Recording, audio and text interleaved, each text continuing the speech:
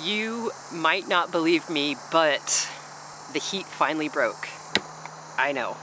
It's unreal. It's been almost a week actually, but if I'm being completely honest, I spent the first couple of days, I spent the first several days under 100 just enjoying not boiling. I meant to go outside and do things. I was like, it's only 99, I'm gonna go do some things. And then I'm like, it's only 90, I'm gonna go do some things. And I just enjoyed not sweating while sitting still for a couple of days, several days.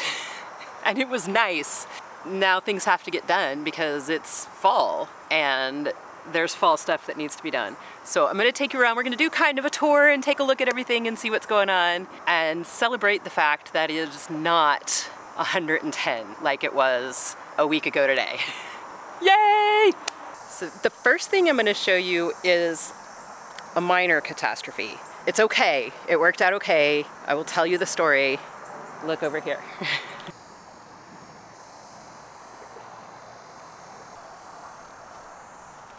That is my green stalk. Let's have a short story time, shall we?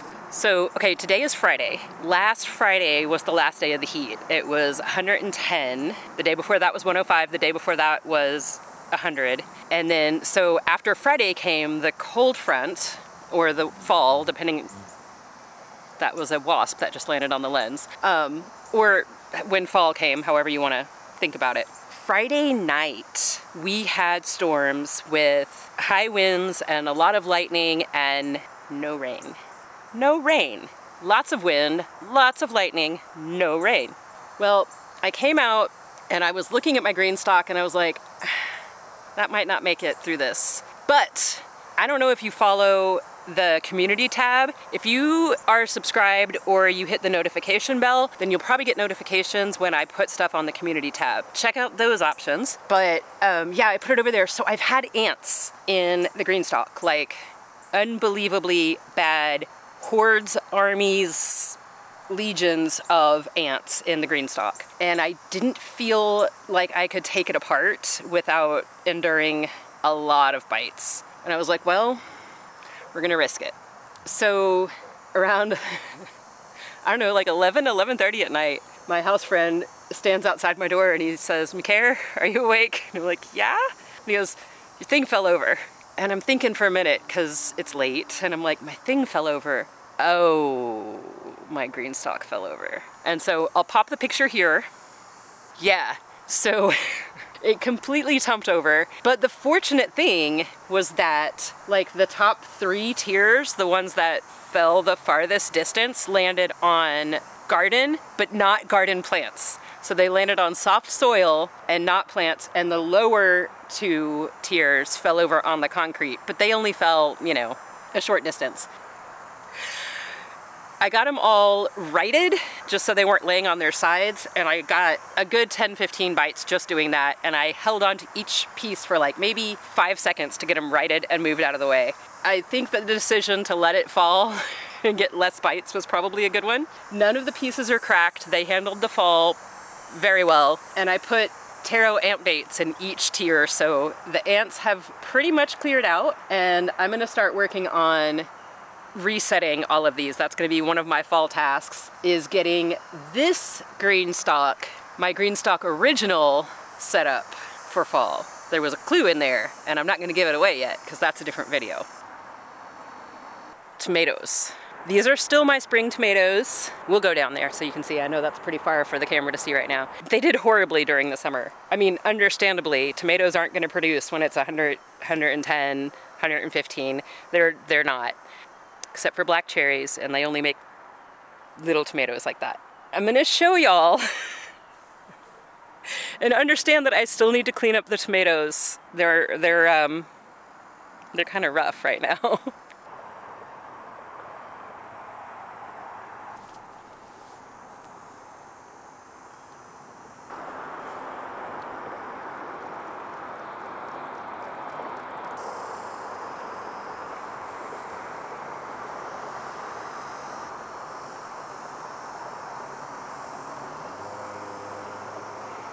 So as you saw, The old growth, the growth that survived, and I'm using that word very loosely, the growth that survived the heat looks awful, awful, horrible. Looks like I don't know how to grow a tomato plant. But then the new growth that came in, it's so beautiful and happy. Look at that. So what I need to do is come in with my pruners and take off the dead stuff. That is not necessarily a right now job, but let me set you down. Are you gonna wobble? You're good, okay. So all that's gonna look like is that just where I have a bad branch, we're just gonna go snoop, like that, and that's all. I need to give these some support, and not in the cheater way where I just shove this like through the thing here. I have to actually come out and tie some of this up. I do have a broken branch from the storm. Actually, it's still alive, and it's been broken for about a week. I'm gonna leave it and see what happens. This looks a little hornwormy, but I don't see one on this plant. So it might have moved on, or something else might have happened. But when you see branches that are really stripped, that's usually a hornworm. The other thing you might find is their little poos. Their little hornworm poos look like little tiny hand grenades. And a lot of times I'll find those like on a leaf, and then I'll realize that there's a hornworm like above it. And that's a good way to find them. If that doesn't work, you can come out with a black light at night. They glow. But I've had very few the last couple of years because I've been planting so many umbel flowers kind of around the tomato area. That's dill, that's second year carrots. If you cut off a grocery carrot top that still has green on it, you can plant that top and it'll make the flowers, which will give you carrot seeds, by the way, that you can turn around and plant, but it won't grow a new carrot. And so those and dill, oh I said dill, yarrow, fennel, cilantro, umbrella-shaped things help with your hornworms. I've done those enough that I don't really have much of a hornworm problem anymore, which is super awesome, and those are some things I'm gonna be planting immediately when I move. Like, as soon as it's warm enough to plant those things, they're going in the ground. And I actually have a lot of yarrow plants started. Yeah, definitely no hornworms over here, so yay. I've only found 2 this year. It's really not bad. I think I told y'all that I'm not really liking sun gold, and my sun gold plant looks horrible, awful, hideous, terrible, dreadful, and any other synonyms in that area. But I'm thinking that last year I had a black cherry in this spot, and my other black cherry did really well, but the one right here did bad. So maybe it's not the sun gold's fault. Maybe it is this spot in the ground's fault. So I'll amend that before I move. I will be doing some back and forth in the spring, not a whole lot. A couple of details have changed on my end of the move and on their end of the move. Mine are, I'm not gonna tell you yet. Ha! So anyways, yeah, some things have changed, so I'll be back and forthing a little bit through the winter and the spring. Oh, look, I thought this leaf right here that's kind of funny shaped, I thought that leaf was a hornworm. It is not, it's a leaf. So yeah, I have to do the same thing over here. These still need to be tied some more. Oh! Look! My thorburns are putting on flowers again! Oh. Fall tomatoes. Oh! Oh! My canner came today. It's my Christmas present from my house friends. And like, it's my Christmas present from last year, and it was just a matter of me sending the link to them to get it done. So I finally did that, and it showed up today. So I'm making jam this weekend, but once I have tomatoes, I'm gonna can some tomatoes finally. I'm very excited today. Things are good. It's not hot. I'm canning. I'm working on bread today. It's just not hot, and that is amazing. All right, let's look at these black cherries. I have to be careful. There's an anthill under my feet here. I gotta step wide. Okay. The black cherries never stopped producing, but they started producing fruit like this. That's just tiny. And you know what? I don't care. I was getting tomatoes, and that was the important part. Black cherry is still my absolute rock star tomato plant. If you were like, I can only plant 1 tomato plant in my whole yard, what should I do? I would say black cherry. It tastes like a purple Cherokee, but it's small. But like when the heat's not killing them, they're good sized cherry tomatoes. That would be the one if I was only gonna grow 1 plant. Or if I was only gonna grow one variety, but grow like 90 of them, because if you cut those in half and dehydrate them and stick them in a jar, you can have tomatoes for whatever you wanna cook all winter and spring long. Do you remember when I did my like 2023 goals and I said I'm not gonna put in any new gardens, I just wanna plant out what's here? I didn't mean to lie. I didn't lie on purpose. This is a new garden. It's working. This was a melon garden a couple of years ago, and then it just sat for 2 years with nothing growing in it because it was hard to maintain this spot, and this spot wasn't very happy. And then I was like, well, we need a dedicated pollinator garden. And so I put in one. I wasn't supposed to put in any more gardens. I know, I was supposed to fill out what's here, get it set. So I put in a pollinator garden. Everything I put in here died for like the first little bit. The ground wasn't happy. I had to get that worked out. And then we went into the heat and the drought. But now we have a holy basil that's doing well. I don't think that roselle is going to produce for me. It stayed that size, and this little okra here has stayed this size. This garden's not like pumping anything out, but it's here. And I've put some of the Colorado mixed yarrow. That's like the pinky colors and all the brights and pastels. So I put some of those in here. These are the dwarf. They're from Baker Creek. It's the Cupid mixed zinnias. And I've got a couple of plants of them and some cosmos. And I had buckwheat in here that didn't take. I put a couple of comfreys in here. The dwarf comfrey is looking okay. It's gonna make it. I wasn't sure. It kind of struggled for a while because dwarf comfrey wants to be in the shade, and it was in full sun because nothing around it would grow. Oh, and the pond. I put in a pollinator pond.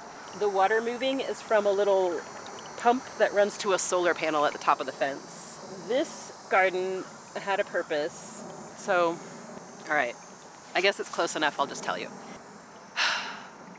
Let's go over there. All right, I promised you that if the secret project was not going by the time it was time for me to move, that I would tell you what it was. And it's not time for me to move yet. We're a couple of weeks from starting to go out to the land and working on it. So we're not quite there, but I've been waiting for Mama Nature to do her part in this project, and it's getting to the time of year where, like, if it hasn't happened, it's probably not going to happen this year. So I will tell you, I will show you. That's a swarm trap. I've been trying to catch bees for a year. First I had it up on the fence. You can see that post there was supporting it, and it had a ratchet strap, and the ratchet strap broke in last summer's heat and drought, and I found my trap on the ground. And then I moved it over there where the pollinator garden is, and I had it set there, but it was so hot and I couldn't get anything shady to grow up around it in time, and it was melting the wax off the frames. And so I set it up under here. Now, before the frame started melting, we had some bees that were visiting it. We had a lot of bees in that little pond over there every day. Probably 15 to 20 bees were visiting this, and they would come and they would check it out and then they would leave. And I think it was just too hot where I had it. When I put it back over here, by then the bees weren't around as much. And I think somebody west of us sprays a pesticide once a year because we get kind of all in one day. We get sort of this burn on the west side of our plants. And then within the following week, all our pollinators kind of drop off, and it's pretty sad, and I don't love it at all. That happened right about the time I moved this here, so I think I just missed it. So when we get out to the land, one of the first things that I'm gonna do is put this up in a tree like it's supposed to be. I'll put it in a tree where I want my bee yard to be, so when I take it down, I can just bring it straight down. But that is the secret project. Bees. I want bees. I want to, yes, I'm vegan, and yes, I do honey. I'm not absolutist about very many things. Y'all know I have really bad allergies. Local honey is one of the best ways to combat that. And there is nothing more local than where you live. If I can get bees going, then I can have the honey that is like from within a mile or a few miles of me, of my actual body. That is going to be the best allergy medicine that I can use. I will be doing this ethically. I never want to have to supplement them with sugar. I never want to have to give them honey. If there's not enough honey for them to make it through the winter, that means I don't get honey. That doesn't mean that they suffer. They come first when it comes to resources in their hive. That's the only way that I feel right about doing it. And now that I've told y'all, watch, I'm gonna catch a swarm and have to worry about them not making it through the winter because they're not gonna have enough time to make honey to make it through the winter, and I'm gonna have to end up supplementing them, and everything I just said is gonna go out the window. But that's what we're going for. We looked at my okra a few weeks ago when I was having the ant problem, and it resolved. I never ended up having to resort to doing the soap spray or anything more drastic. When I put in that bait trap with y'all, that was the third bait trap that I'd put into this area, this whole guild, in 2 weeks' time. And I was spraying them, I told y'all about that. I was spraying the plants off with the jet on the hose. I did that for maybe 3 more days after I made the video. Never ended up needing the soap spray. It took care of itself. So it was about 2 weeks of spraying and bait traps, 2.5 weeks. I'm starting to get a few more aphids. And so I've gone back to spraying them off with the hose, but I'm not just the little sugary ants. I haven't had any more fire ants, and the aphid problem's not bad. A few stink bugs. Oh, I saved an overgrown okra for you. Come see this.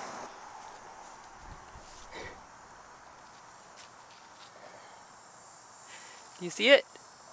Here, let's pop that one off for you.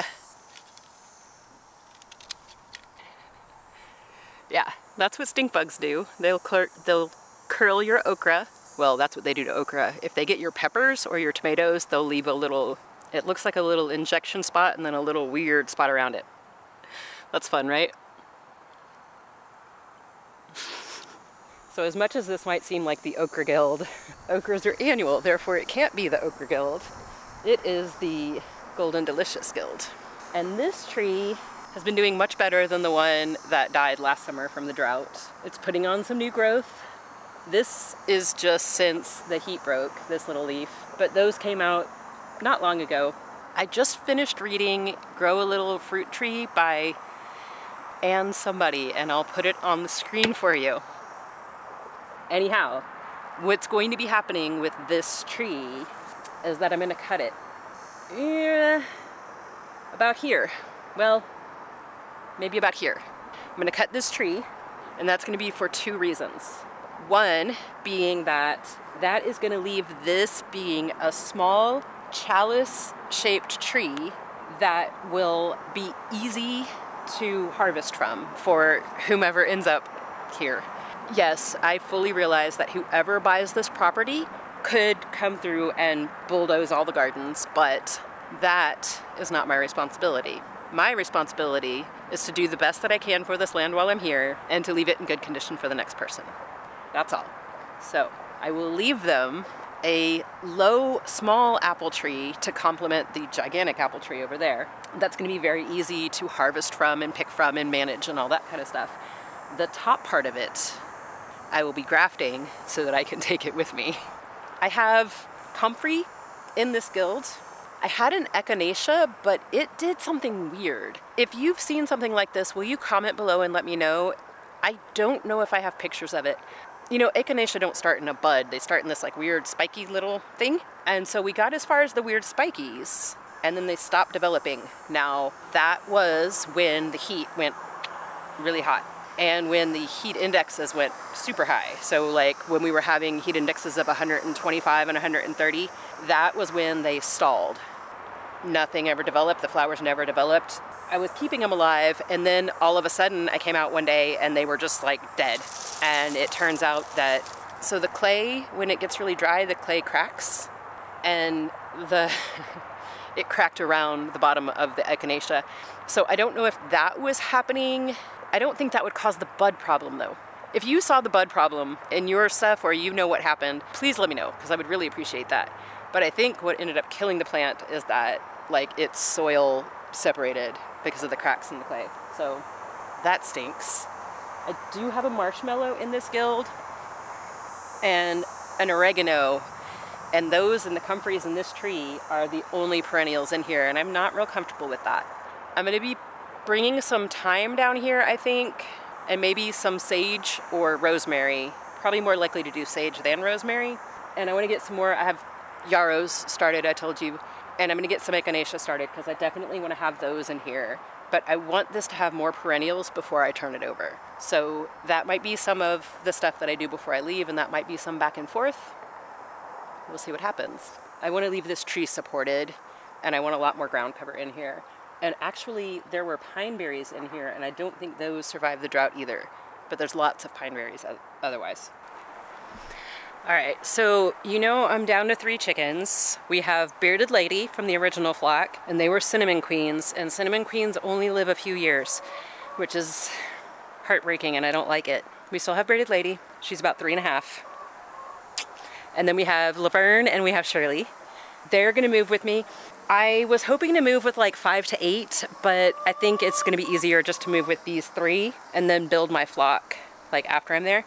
I'm trying to think about what other kind of bird I want to add. I was kind of leaning toward ducks, but now I found out that I'm allowed to have guineas where I'm going, and I have been in love with guineas since I was a little kid, and the park by me had guineas, and like I wanted them, but it never occurred to me like this is an animal I could have at some point in my life. They eat snakes and they eat ticks, and ticks is a problem where I'm going, so I'm thinking guineas is going to be the answer.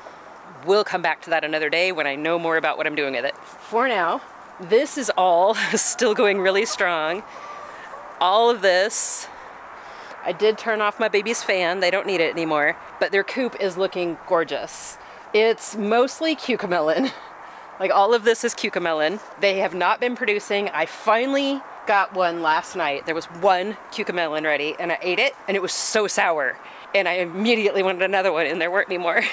And I was kind of bummed, but that's okay. Here's the ones that we're producing right in here. And then this is Malabar. It's red Malabar spinach, which of course is not actually a spinach.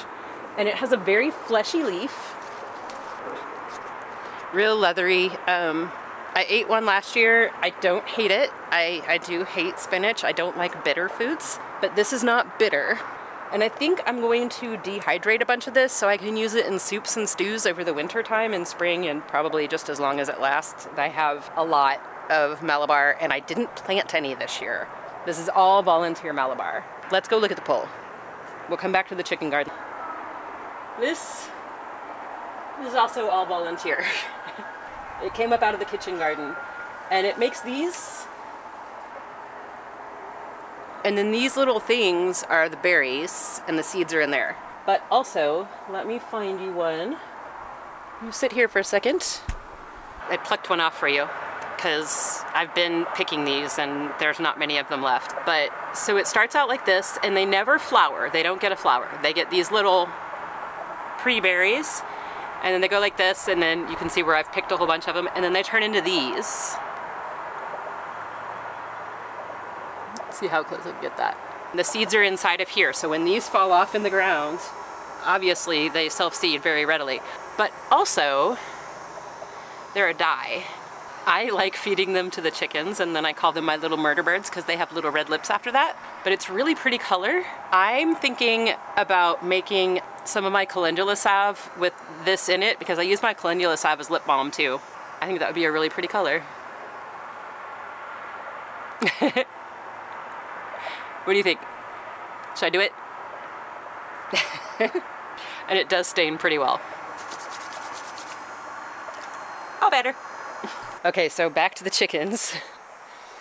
We don't have any of the fully ripe berries over here because they love eating them, and I love watching them eat them, so you can figure out how that happened.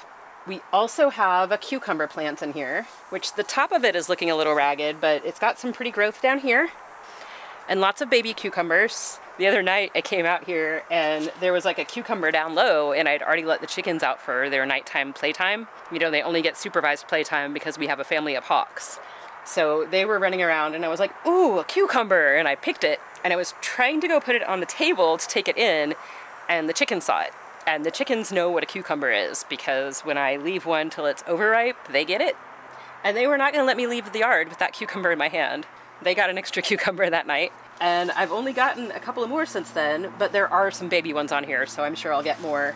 They did start producing in the high heat, and I was really impressed that they did. I was actually pretty surprised. There's some chard plants growing like underneath all of this that I'm really shocked made it. And there's a borage that's self-seeded in here. And I'm actually shocked it made it because all that stuff is shaded out by the cucumber and the cucumber and the Malabar have just grown over everything. But it's gorgeous and I love it. And y'all, I am not kidding you. There were days that it was hot out here and I would just go stand in the chicken coop for a minute to cool off. Like, this worked that well. It was amazing. And then over here on this side, another holy basil. Because once you have holy basil and you let it go to seed, you have holy basil forever, which is not a bad thing. All of this over here is mostly Malabar on this side, but this is Kajari melon. This is the 4th Kajari melon that I planted. Over here, I also put one in the pollinator garden, and all the rest of them got eaten. And it was the 4th planting over here that finally took, and I'm just starting to get some female flowers. And you can tell they're female flowers because they have the little, see how close we can get there, they have the little fruit on the back of the flower. And then the male flowers don't. See? Female flowers have the fruit behind them, male flowers don't, and that goes for your cucumbers, your melons, your pumpkins, your squashes, all those guys do that. Kajaris are small, and we probably still have time to ripen some. This one is the mystery melon. I had a pack of pedigree something melon. I sadly don't speak French. But that is not what I got when I planted the seeds. But the mystery melon that grew instead was delicious. And so I saved seeds and have been replanting. But those are a little bigger. Those are like cantaloupe sized, and I don't know if I'll have time to get one. Going into fall, pre-winter, late summer, whatever it is, I'm gonna let all of this ride as long as it wants to, but also I need to get them some greens started for their winter forage. And I think what I'm gonna do, I did this last year and it worked out really, really well, is I took some 10 by 10 microgreen trays, put some cocoa coir down, and just sprinkled some like salad mix microgreens and stuff like that. I did like the ones that have like radish, like kale, and you know, all the good stuff. I gave them some of that as microgreens, but also I just broke off pieces of the cocoa coir and root mat and planted it in the little cages that I have that keep them from tearing up their plants. And then they're able to access like the leaves of the kale and the spinach and whatever else, but not the roots. One of the kales was outside and it made it all the way until like late July is when Shirley found it, and then she stripped it in a day. It was nothing but ribs. It was impressive because she's a small chicken. When I do those, I'm also gonna start a lot of lettuce for that thing I told you I would tell you about later. I have sourdough starter. I need to go make an autolyse and get that going. I have a pot of beans on the stove. I have a new canner that I gotta go wash. And my mom told me I had a box coming today, and when I walked past the kitchen window, I saw a big box on the table. So I want to get in and check out that box. So this is the video that you should watch next, and I will see you soon. Thanks so much for hanging out with me. Later, y'all.